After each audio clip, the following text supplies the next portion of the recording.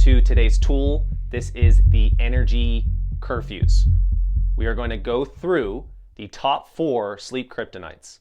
Top 4, the list could be extensive, but let's just go with common ones here that you can attack and become aware of. And if you have those dialed, you can move on to other pieces here. So the first one's going to be caffeine, or you can also put a little plus sign next to that and add in any stimulants, anything that ramps you up into this category. And something you want to be aware of and try to keep this is 3 to 4 hours before you go to bed, eliminate all caffeine and stimulants. And depending how you process caffeine, you may need to take that window and extend it out a little bit further from your sleep rhythm. Number 2 is food.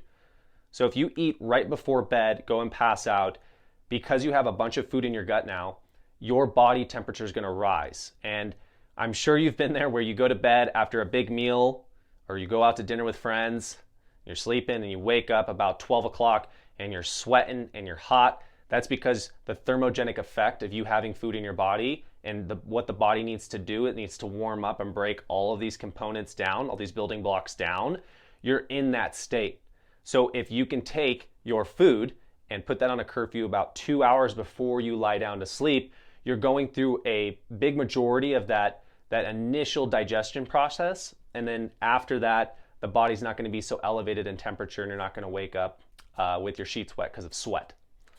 So number 3 is exercise. Now, given your situation, how you articulate your days, whatever you do for a job, you may have to put exercise before bed. It's okay, it's not the end of the world, but some of us can exercise at night because it keeps us so ramped up. Even if we didn't even take stimulants before that, it takes us a few hours to get ourselves back down to a baseline because our nervous system is so heightened from the resistance training or cardio or conditioning of everything you've done.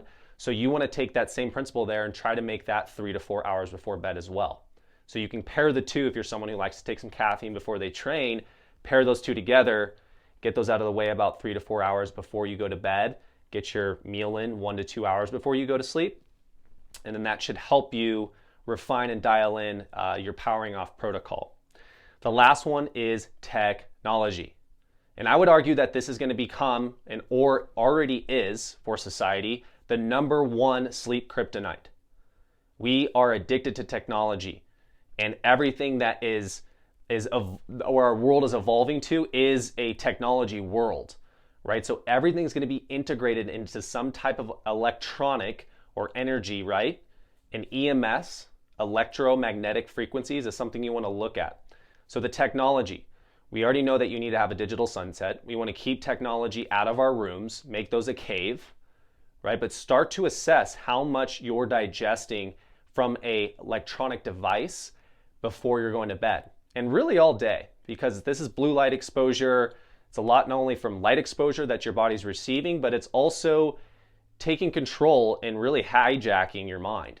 So we want to make sure that we stay in control and have a healthy relationship with our technology.